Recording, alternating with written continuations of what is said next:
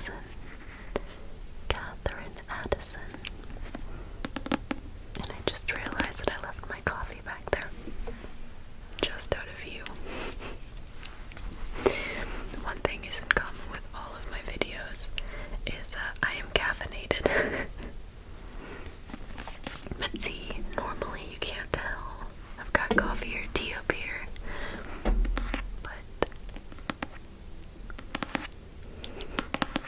And just to be kind of different this time, I put what's it called? Highlighter on my cupid's bow and my little nose tip and a little on my cheek, just to be kind of sparkly. But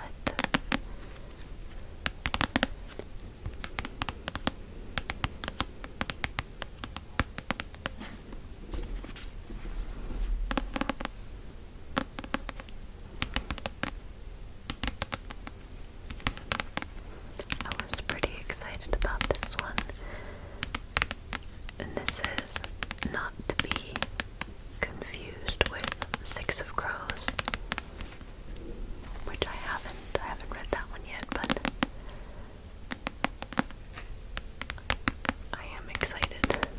I've heard amazing things from some of my book buddies about Lee Bardugo.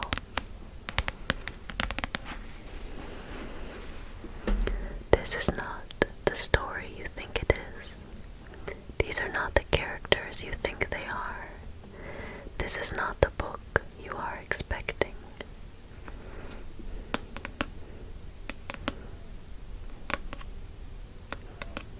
The author of the Goblin Emperor has created a remarkable alternate world fantasy where angels inhabit every public building and vampires and werewolves walk the streets with human beings in a well-regulated truce.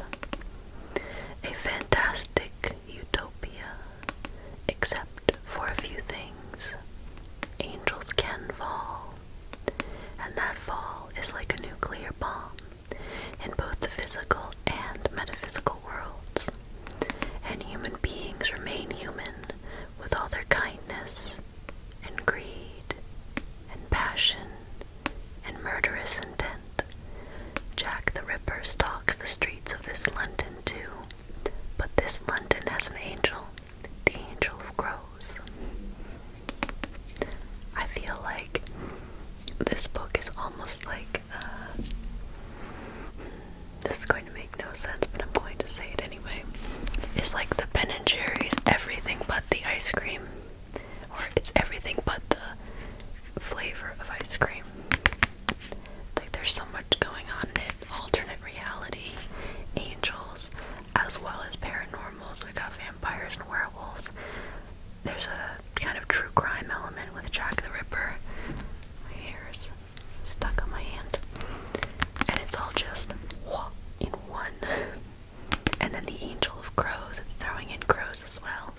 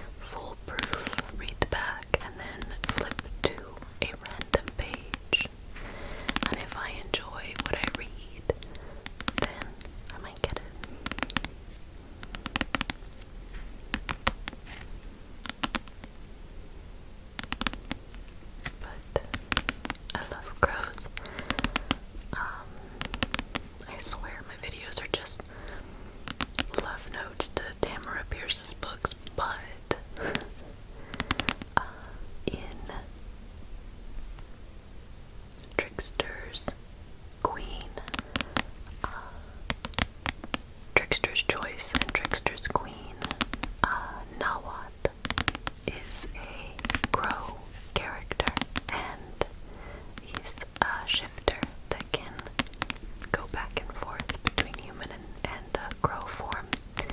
And ever since that character, I always pick up books and that have crows in them, or in the name, or on the cover, because apparently if a crow is an archetype of a character, I enjoy them immensely. But the back was really interesting. It says, "This is not the story you think it is. These are not the characters you think they are. This is not the book you are expecting. The author of the Goblin Emperor has created a remarkable alternate world fantasy where angels inhabit every public building and vampires and werewolves walk the streets with human beings in a well-regulated truce. A fantastic utopia, except for a few things. Angels can fall, and that fall is like a nuclear bomb in both the physical and metaphysical worlds. And human beings remain human, with all their kindness and greed and passions and murderous intent. Jack the Ripper stalks the streets of this London too, but this London has an angel, the angel of the crows." I mean, there's so much already kind of mentioned and referenced to be in one book. I'm in it to win it. I'm intrigued to see how this plays out. It reminds me of the book version of that one Ben & Jerry's flavor of ice cream. It's called Everything But the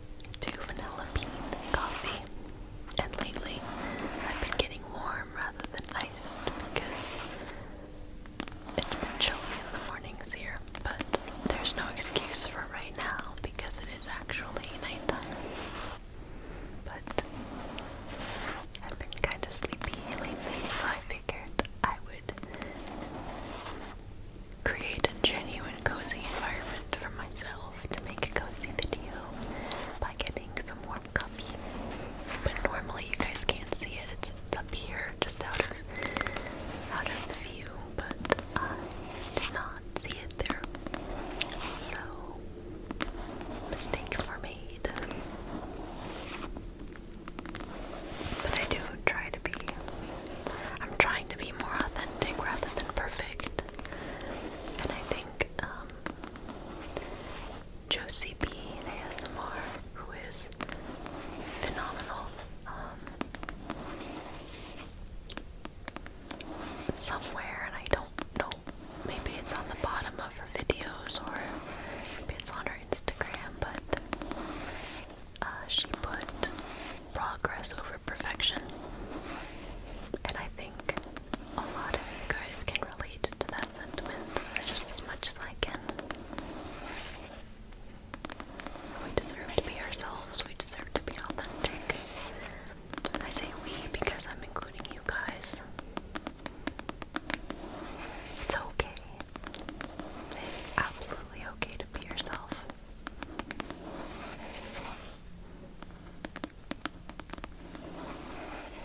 So, I'm going to try to edit out my little mistakes, not like loud mistakes. Those obviously are not relaxing, but like little things I'll leave in. Because to err is human.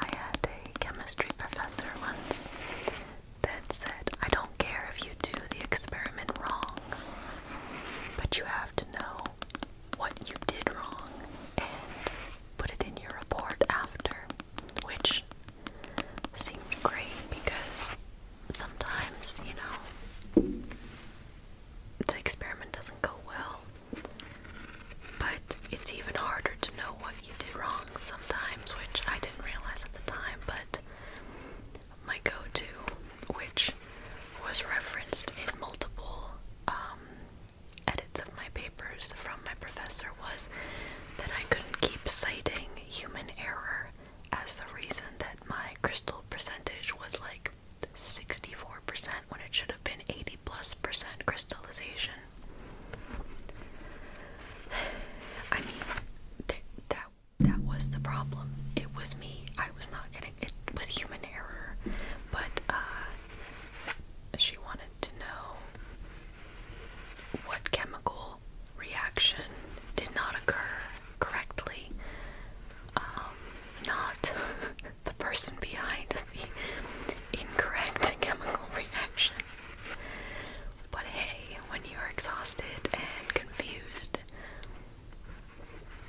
it's easier to say, I messed up. That's what happened. But the teacher was fantastic. The student was flawed.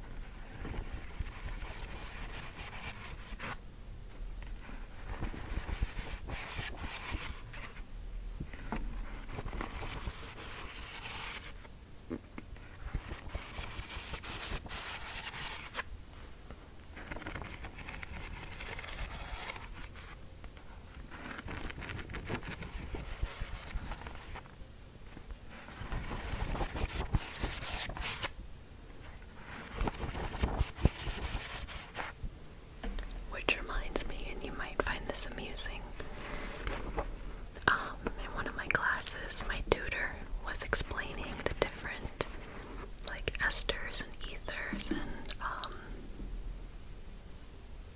my gosh, maybe that's all I can remember. Carboxylic, etc. groupings in organic chemistry. And because of the way that the R groups were on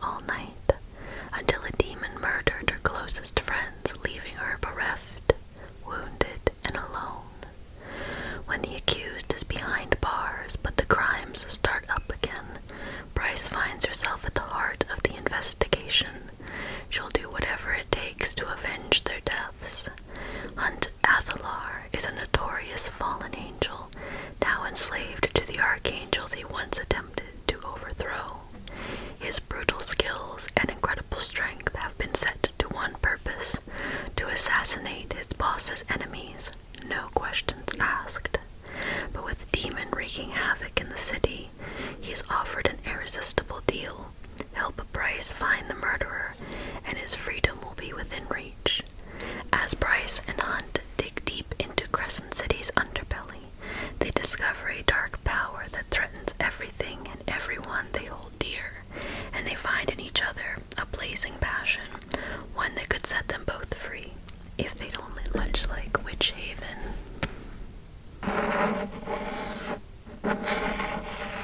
This has a crescent moon with a shiny quality, and I just think that that's beautiful. I love when there's, even if it's a small amount of effort put into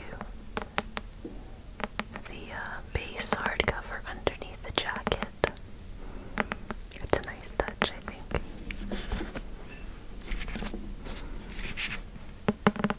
One of my favorite sounds is hardcover tapping underneath the jacket.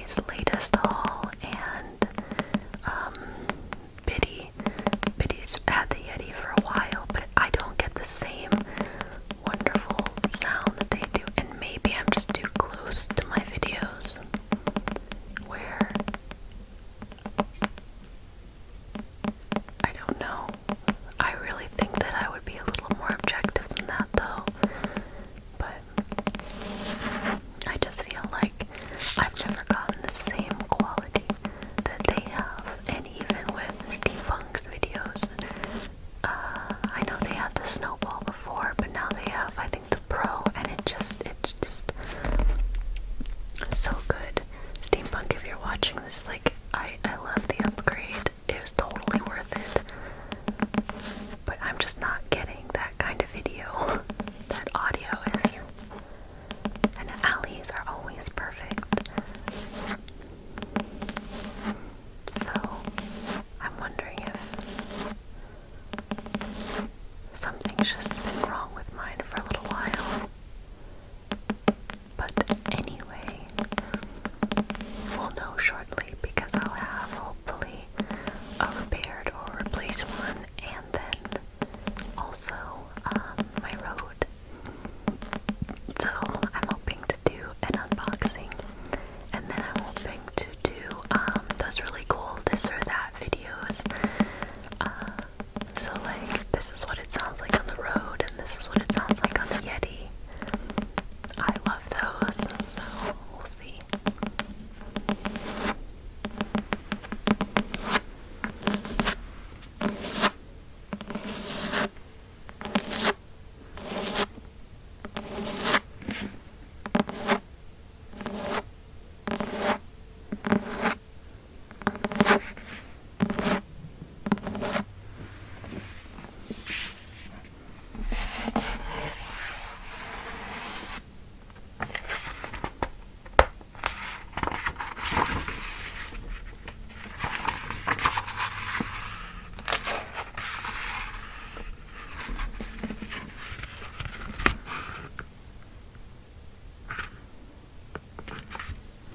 It has a map.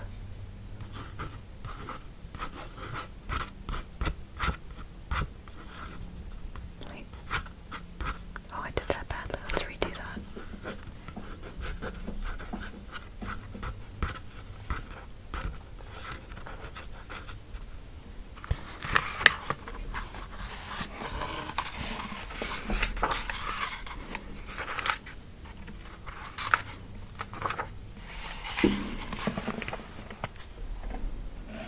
I don't know if this is just what Bloomsbury Press does, but I've noticed that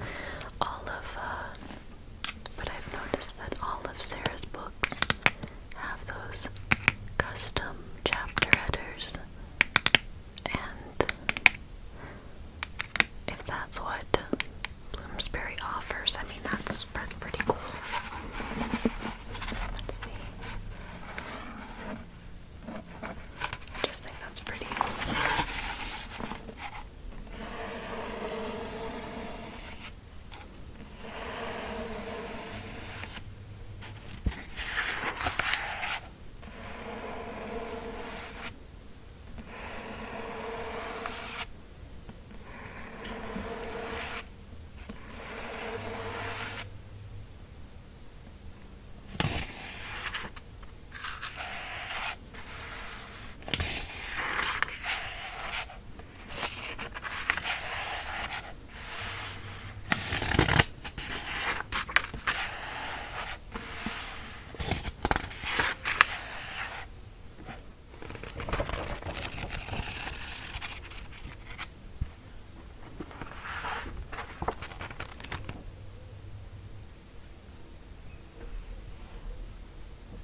Can you hear the owl?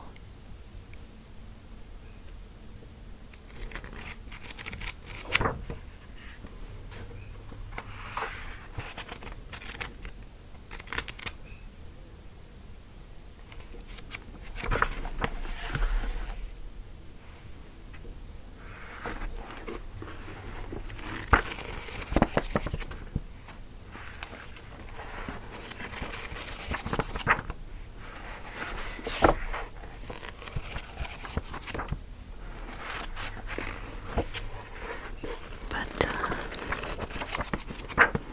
another prime example of my mic not sounding the same as other channels is Vagrant ASMR.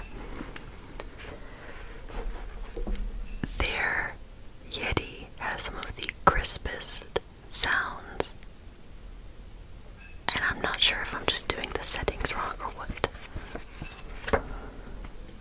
To quote Sheldon Cooper, I'm not crazy. My mother had me tested.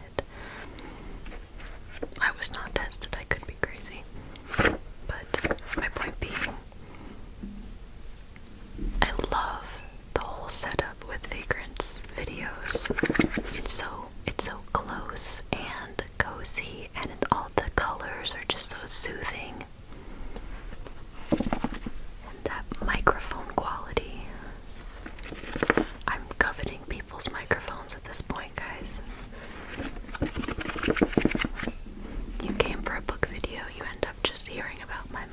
own jealousy.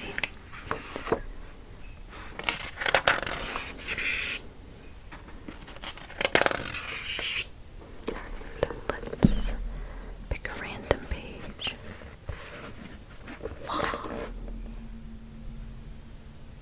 Bryce shut her eyes, a foot bouncing on the carpet as she recited. The horn could possibly be healed by the synth in a large enough dose. Synthetic magic has obsidian salt as one of its ingredients. The crystallos can be summoned by obsidian salt. Hunt remained silent as she thought it through. The crystallos was bred to track the horn. The crystallos's venom can eat away at magic. The medical witch wants some venom to test if it's possible to create an antidote to synth with her magic or something. What? Her eyes opened. Ruin told me. She filled him in on Ruin's half-joking request for more venom to give the medwitch. Hunt's eyes darkened. Interesting. But in reference to SJM's other series, I just finished Air of Fire in the Throne of Glass series, and I will be in Queen of Shadows next, which I had Queen of Shadows in my pink rainbow book series, but so much happened at the end of Air of Fire that my head's still spinning. Absolutely wonderful, but so I have to start the next one. My mother made a comment because we're reading the series at the same time. She has gone through the series and is now reading it backwards. Yes, backwards. She is currently in Empire of Storms and needs to go to, I think, Queen of Shadows next. But because this is my first time through it, she's decided to skip to Air of Fire so that we're not reading the same book, which I thought was really nice. But I don't know how, but she's reading the books backwards to get more information out of them, apparently. But she said, like, how could she know some of these things? Like, at one point there's a wyvern. Yes, there's a wyvern in that series, well, multiple. And it's taking off from a boat. And there was a reference to how the sails groaned from the air that was being shoved by the wing movement with the takeoff into the sails, and therefore making the wood of the masts groan with the pressure. And my mom goes, how did she come up with that? And blows my little mind. It's like, how do you research what would happen on a boat when a wyvern uses it as a launch pad?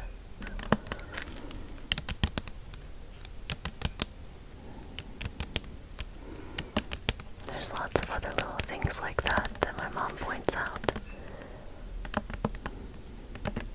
But it's really cool. But so I have to wait at least, I don't know.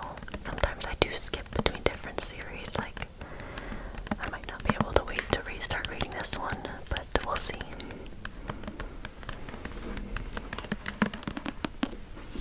This one I picked up because it kind of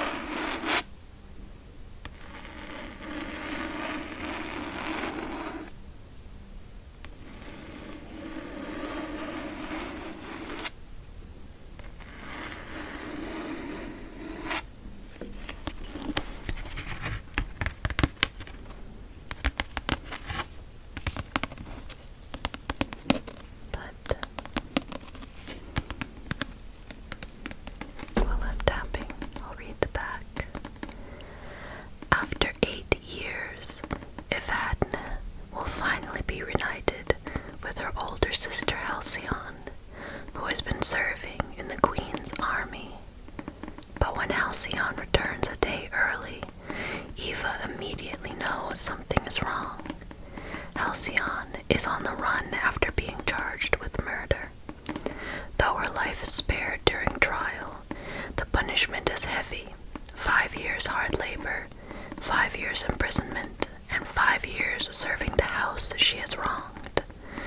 To absolve her sister, Eva volunteers to serve the army commander's house in Halcyon's stead, in the hopes of uncovering the truth behind her alleged crime.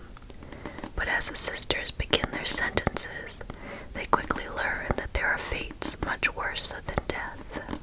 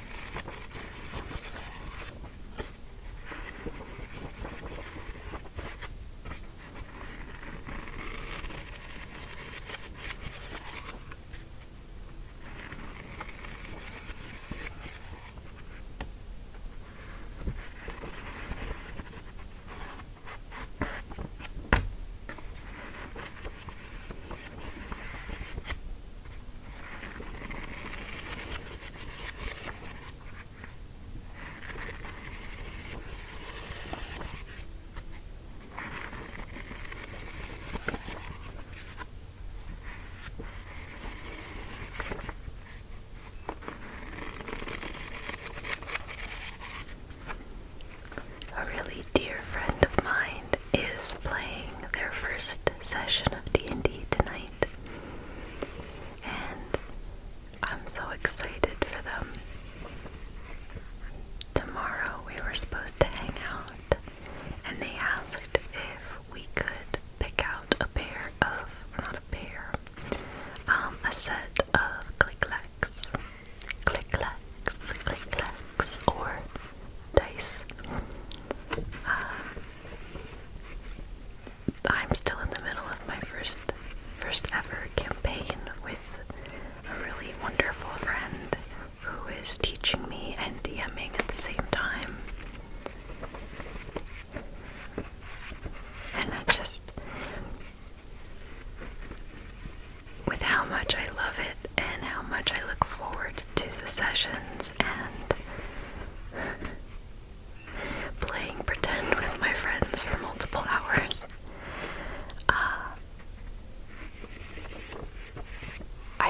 I know that this is something that's just going to be perfect for them, and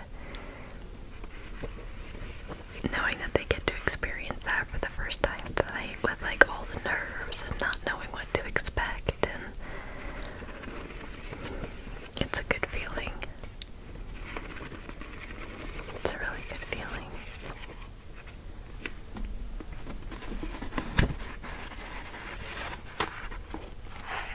But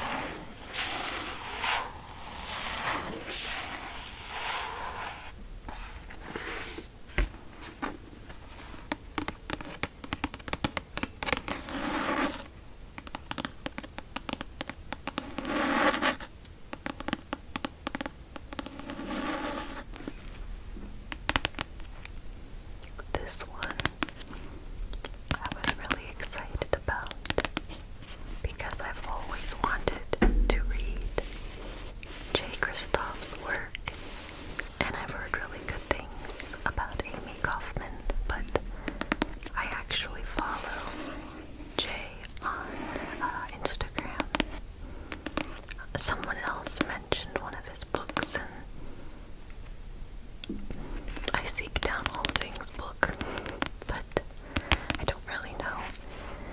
But I finally found one of his books. I always have the hardest time finding certain ones when I'm there, or the first one's gone, or I've already put too many in my hands and I can't justify getting another one. But this one seemed really cool.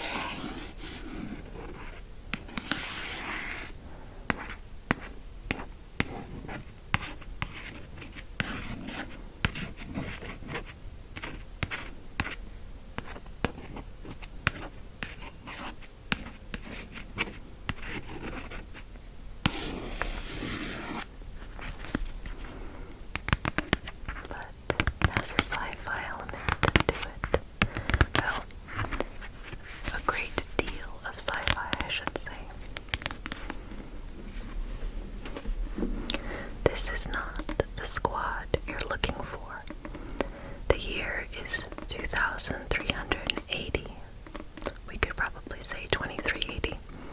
And the graduating cadets of Aurora Academy are being assigned their first missions. Star pupil Tyler Jones is ready to recruit the squad of his dreams, but is stuck with dregs nobody else wanted. And this is what got me interested. A cocky diplomat, a sociopath scientist, a smartass tech whiz, an alien warrior, and a tomboy pilot. Ty's squad isn't even his biggest problem. That'd be Aurora Jylin O'Malley. Maybe it's Jylin. I don't know. Maybe I messed it up. The girl he just rescued from interdimensional space. Trapped in cryosleep for 2 centuries, Ori is out of time and out of her depth. But she could be the catalyst that starts a war millions of years in the making. And Tyler's squad of misfits might just be the last hope for the entire galaxy. Nobody panic. And then the next one is Aurora Burning, which is perfect.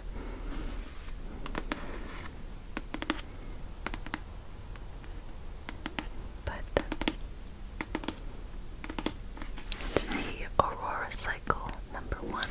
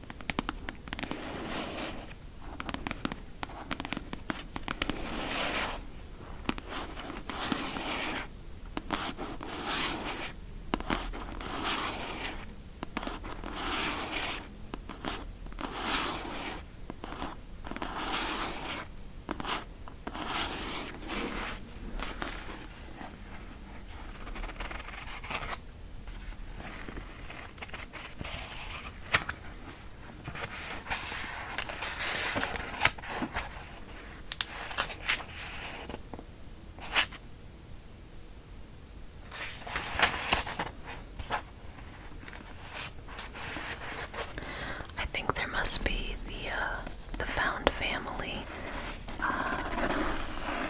I don't want to say trope because that has a negative connotation, plot point. The found family plot point, which I love because it says if your squad was hard to find or you're still looking, then this one is for you. And I think that's lovely.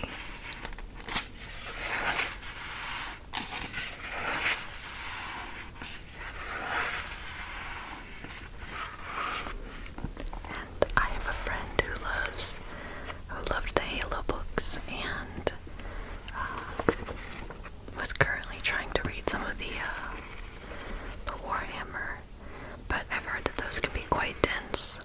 But they also loved, of course, Isaac Asimov's Foundation books. So, you're getting what I'm putting down. They like sci-fi. But if this is good, then I cannot wait to suggest it to them. Because they are very picky about their sci-fi. I like to be entertained. I love books.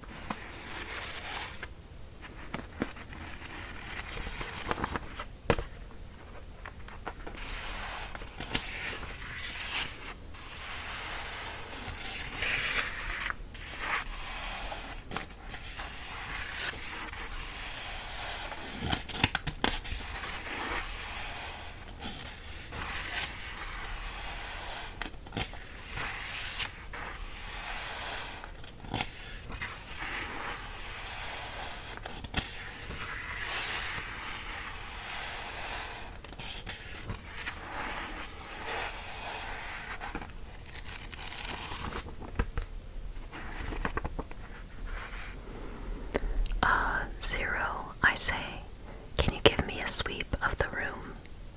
She obliges, turning in a 270-degree arc, giving me a good look at the crowd. There's nothing to be seen that I couldn't pick up through the overhead cams, but as expected, our infallible face doesn't miss the cue in my tone. She turns her attention back to the ace beside her. Why should they have all the fun? Scarlet asks, suddenly grabbing Cat by the hand, pulling her out into the crowd. Cat's spluttering and Scarlet's laughing, and despite the tension singing through me, I grin too.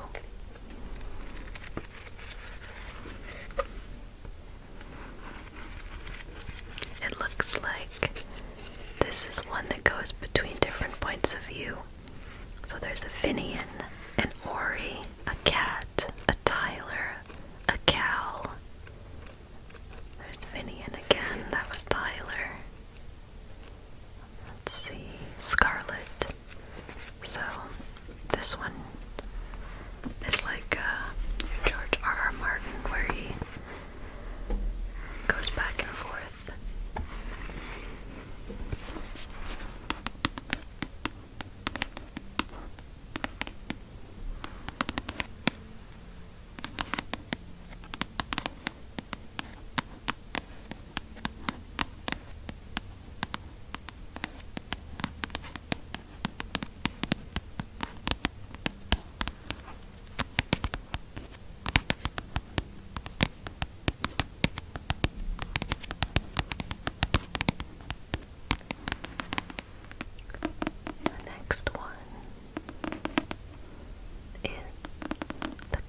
Assassin by Melissa de la Cruz. And I was at the bookstore with another book buddy of mine. Are you guys noticing a theme? And we got this book together. Well, that makes it sound like we're sharing it. She also got a copy.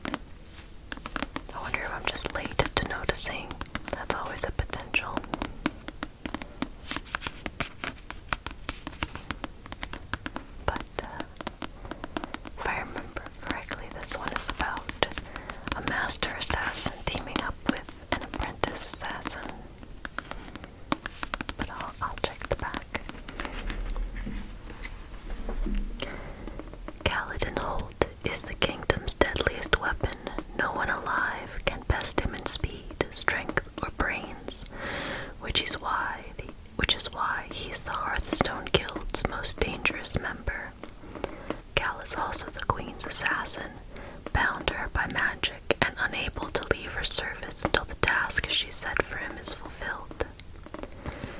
Shadow of the Honeyglade has been training all her life to join the guild, hoping that one day she'll become an assassin, as feared and revered as Cal.